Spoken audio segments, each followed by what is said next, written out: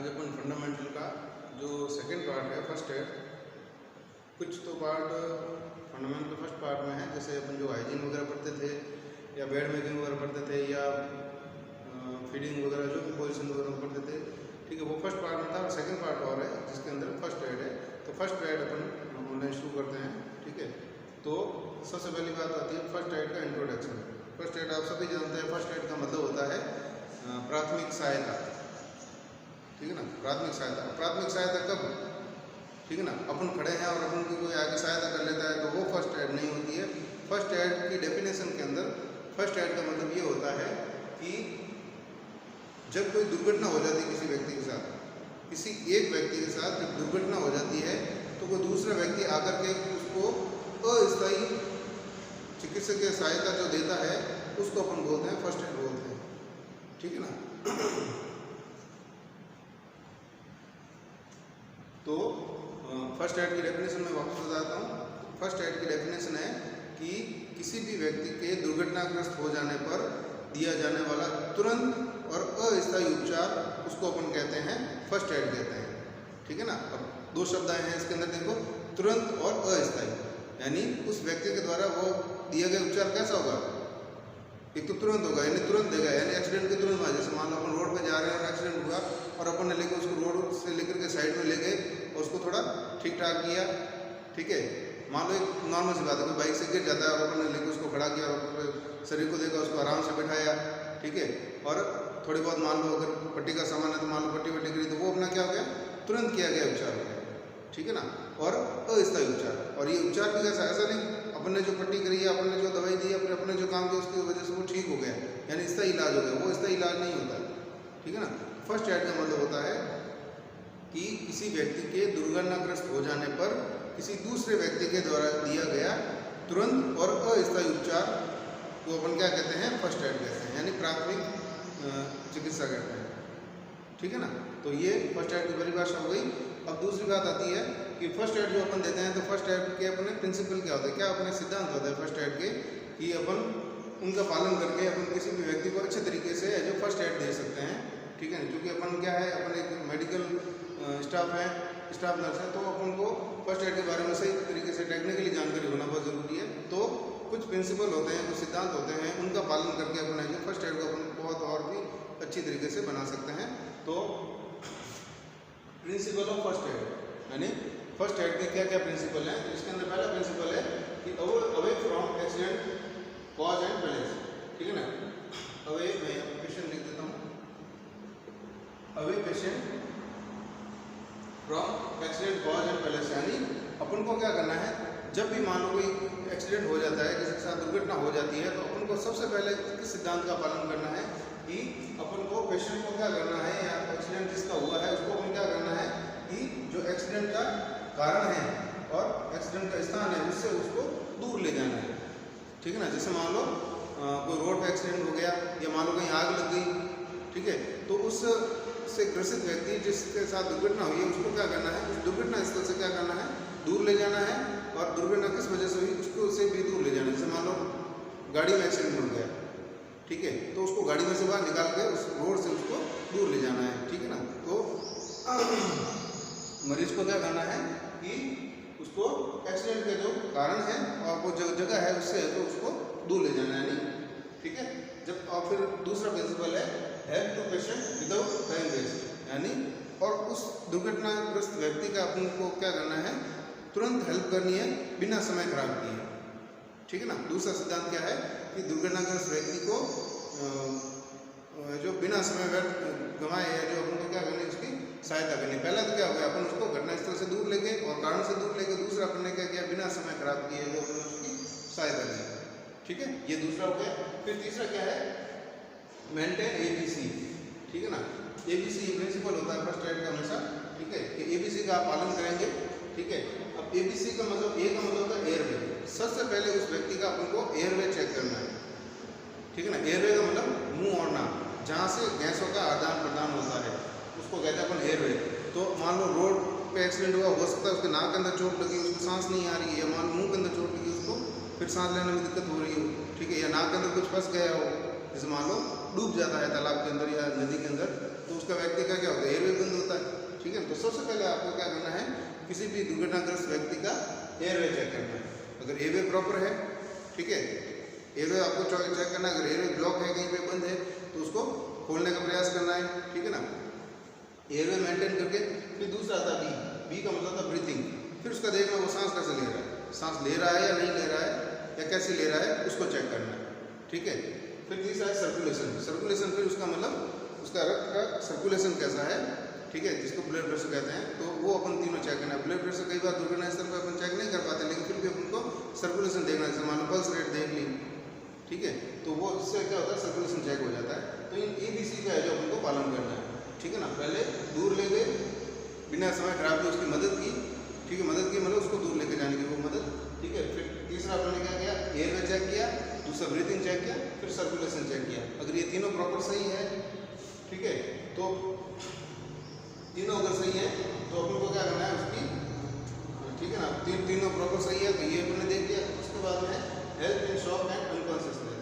अगर व्यक्ति बेहोश हो गया या शॉक में चला गया, बेहोश होने वाला है, या ठीक है ना, तो या बेहोश हो गया, उस समय उसकी मदद के लिए कहीं वो बेहोश के स्तर में गिर नहीं जाए, या मान लो अपन उसको पानी पिला रहा है, वो व्यक्ति बेहोश है या फिर शॉक की स्थिति में, तो व्यक्ति एस्पिरेट नहीं कर जाए, फेफड़ों के अंदर पानी नहीं चला जाए, तो इस समय जो अपन को हेल्प करनी है, अपन को शॉक और अनकॉन्शियसनेस की कंडीशन में अपन जो उसकी हेल्प करनी है। ठीक है, फिर नेक्स्ट है prevent physical activity in fracture patient. अगर किसी व्यक्ति के फ्रैक्चर हो गया है, हाथ या पाँव में चोट लगी है, ठीक है, फ्रैक्चर हड्डी टूट गई है, तो अपन को क्या करना है, उसको फिजिकल एक्टिविटी नहीं करवानी है। ठीक है ना, उसको ऐसे नहीं हिलाना, मान लो पैर टूट गया तो उसको चलाना फिराना नहीं है, उसको हिलाना डुलाना भी नहीं, उसको फिजिकल एक्टिविटी नहीं करवानी है। ठीक है, फिर है रिड्यूस पेन, उसको दर्द कम करने में उसकी सहायता करनी है। जैसे मान लो कुछ नीचे गिर गया, फिर उसको दर्द हो रहा है, तो थोड़े मालिश वगैरह करके भी जो अपन उसको पेन को दूर कर सकते हैं। यानी पेन को दूर करने के जितने भी साधन होते हैं, तो उसको अप्लाई करके अपन जो उसको पेन को दूर करते हैं। ठीक है, फिर अगला है साइकोलॉजिकल सपोर्ट। व्यक्ति को मनोवैज्ञानिक सपोर्ट देना है, जिसकी वजह से उसको ठीक होने की या वो मानसिक तनाव में नहीं आए। और तनाव करने से क्या होता है कि कुछ कॉम्प्लिकेशन और हो जाते हैं। ठीक है ना, तो कॉम्प्लिकेशन नहीं हो, इसके लिए उनको क्या करना है, साइकोलॉजिकल सपोर्ट है जो उसको देना है। ठीक है ना, तो वापस मैं प्रिंसिपल को रिवाइज कर लेता हूँ।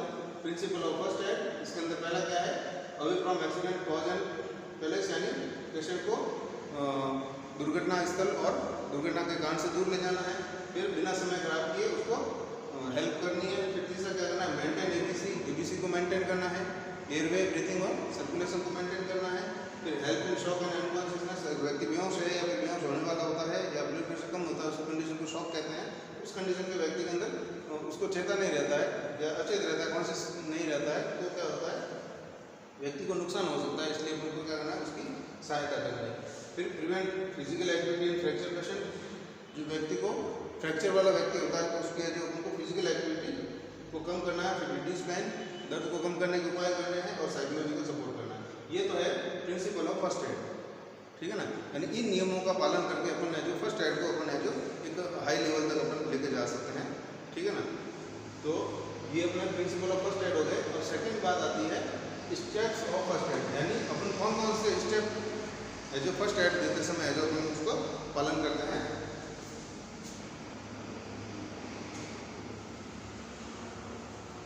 तो सेकंड है स्टेप्स ऑफ फर्स्ट एड, यानी फर्स्ट एड देते समय अपन किन किन स्टेप का पालन करेंगे। सबसे पहले क्या करेंगे, सबसे बाद में क्या करेंगे, उनको अपन क्या बोलते हैं, स्टेप। ठीक है ना, तो पहला है, पहले अपन सबसे पहले क्या करेंगे, जब किसी व्यक्ति को अपन फर्स्ट एड देने जा रहे हैं, तो सबसे पहले अपन को कौन से स्टेप का पालन करना है, असेस द पेशेंट, पेशेंट को देखना है। ठीक है ना, अब अपन सब जानते हैं कि कौन से प्रिंसिपल का पालन करना है, एबीसी चेक करना है। तो सबसे पहले अपन को क्या है, मरीज की कंडीशन देखना, मरीज है कैसा, गिर गया, रुक के खड़ा हो गया, तो उसको वापस कोई सीपीआर वगैरह देने की या फिर मान लो एबीसी चेक करने की आवश्यकता नहीं है। ठीक है ना, सबसे पहले तो मरीज की कंडीशन देखनी कि मरीज है कैसा, उसको किस स्तर की फर्स्ट एड चाहिए या फिर अपन को किस स्तर की उसको फर्स्ट एड देने की आवश्यकता है। ठीक है ना, तो सबसे पहले अपन को क्या करना है, असेस द पेशेंट, यानी मरीज को असेस करना, देखना। फिर दूसरा है सेफ्टी।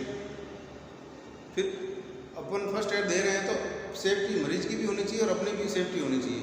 मान लो रोड पे मरीज गिर गया और अपन रोड के बीचों बीच उसके अपन केयर कर रहे हैं, फर्स्ट एड दे रहे हैं, तो वो एक सेफ्टी नहीं हुई। तो दूसरा गाड़ी वाला आके फिर अपन को मार के चला जाएगा, ठीक है ना। तो उसको क्या करना है, सेफ्टी देनी, मरीज को भी सेफ्टी और अपन को भी सेफ्टी, यानी उस घटना स्थल से या उससे क्या करना है, अपन को दूर ले जाना, इस प्रिंसिपल का पालन होगा, ठीक है ना। तो दूसरा अपन को क्या करना, सेफ्टी। मान लो किसी घर में आग लगी, दुर्घटना हो गई, आग से अपन बचा रहे हैं, तो ऐसा नहीं किसी के घर में अपन उसको ठीक करने का प्रयास करेंगे, अपन क्या करें, उस घर से दूर ले जाते हैं, ठीक है ना। तो दूसरा पॉइंट होता है, दूसरा स्टेप होता है सेफ्टी का, यानी खुद भी अपन सुरक्षित रहें, फर्स्ट एड देने वाले और फर्स्ट एड लेने वाले भी सुरक्षित रहे, ऐसे अपन है जो सेफ्टी का प्रोसीजर करते हैं, ठीक है ना। तो पहला मरीज का असेसमेंट किया, दूसरा सेफ्टी जगह देख ली, या अपन सुरक्षित रहे ऐसा देख लिया, या सामने वाला सुरक्षित रहे ऐसी जगह देख ली, कि तीसरा है गेटिंग हेल्प फ्रॉम अदर्स। अपन अकेले हैं, ठीक है, अब पता नहीं किस लेवल की फर्स्ट एड देनी पड़ी या फिर किस लेवल का नुकसान हुआ हो, तो तीसरा अपन को स्टेप ये करना है कि दूसरों को मदद के लिए बुलाना है, ठीक है ना, दूसरों को मदद के लिए बुलाना है। अब मदद के लिए कोई आता है तो ठीक बात है, ठीक है, कोई नहीं आता तो ठीक बात है, यानी अपन को क्या करना है, तीसरा स्टेप ये है कि गेटिंग हेल्प फ्रॉम अदर। अगर कोई दूसरा व्यक्ति अपने पास खड़ा है तो उससे भी मदद लेने का अपन को है जो प्रयास करना चाहिए, ठीक है ना। तो ये तीसरा स्टेप हो गया। फिर चौथा स्टेप है हेल्प अकॉर्डिंग टू प्रायोरिटी, ठीक है, यानी मरीज प्रायोरिटी के अनुसार है जो हेल्प करनी चाहिए। जैसे मान लो दो व्यक्तियों का एक्सीडेंट हो गया, ठीक है, तो उसमें सबसे अधिक आवश्यकता किसको फर्स्ट एड की है, तो उसके अनुसार है जो अपन को फर्स्ट एड का निर्धारण करना है कि भाई अपन फर्स्ट एड किसको दी जाए सबसे पहले। तो हेल्प अकॉर्डिंग टू प्रायोरिटी, यानी प्रायोरिटी के अनुसार, यानी जो प्रायोरिटी किसकी बनती है उस प्रायोरिटी के अनुसार है जो अपन को हेल्प करनी है, ठीक है। फिर तीसरा है मेंटेन एबीसी, ठीक है, अपन ने प्रायोरिटी देख ली कहाँ भाई उन दो में से किस मरीज को अधिक आवश्यकता है, तो उस मरीज को जाकर के अपन ने हेल्प की, और उसके हेल्प करने के बाद अपन ने क्या किया, उसका एबीसी चेक किया, ठीक है, एबीसी मेंटेन किया, ठीक है। फिर अरेस्ट द ब्लीडिंग, कहीं से ब्लीडिंग हो रही है तो वहाँ पे ब्लीडिंग को रोकना है, अरेस्ट का मतलब होता है रोकना, ठीक है ना। तो ब्लीडिंग को रोकना है, तो ब्लीडिंग को रोकने के लिए अपन क्या कर सकते हैं, जैसे मान लो टाइट पट्टी बांध सकते हैं, कोई टाइट कपड़ा बांध सकते हैं, ठीक है ना, तो इससे क्या होता है ब्लीडिंग रुक जाती है, ठीक है। तो अरेस्ट द ब्लीडिंग। फिर अगला है ऑब्जर्व कॉन्शियसनेस, अपन को व्यक्ति की चेतना का स्तर देखना है, व्यक्ति कॉन्शियस है या नहीं, कॉन्शियस मतलब होश में है या नहीं, ठीक है। अपने अपन जो बात कहते हैं उसका कितना पालन कर सकता है, खुद खड़ा हो सकता है नहीं हो सकता, खुद चल सकता है नहीं चल सकता है खुद, ठीक है ना, अपना काम कर सकता है नहीं कर सकता, उस कॉन्शियसनेस को अपन को देखना है, ठीक है ना। अब मरीज जैसे मान लो बातें तो अपन से करता है लेकिन कई बार चल नहीं पाता, तो वो भी लेवल अपन को है जो देखना है, उसके कॉन्शियसनेस का लेवल है जो अपन को देखना है, ठीक है।